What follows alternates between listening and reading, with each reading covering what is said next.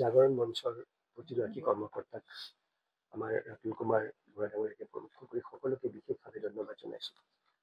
আমাৰ জিলা প্ৰশাসনৰ বাবে এটা আজি অত্যন্ত গুৰুত্বপূৰ্ণ এটা দিন।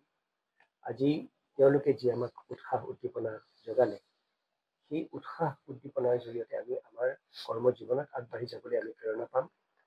আৰু মোৰ দৰে বহুতো আজি আপোনালোকৰ সন্মুখত মই আছোঁ, বহুতো অসামৰিক সেৱাৰ এনে প্ৰচাৰ বিমুখ আমাৰ বিষয়াসকল আছে, যিসকলে অসমৰ বিভিন্ন ভিতৰুৱা অঞ্চলত কাম কৰি গৈছে।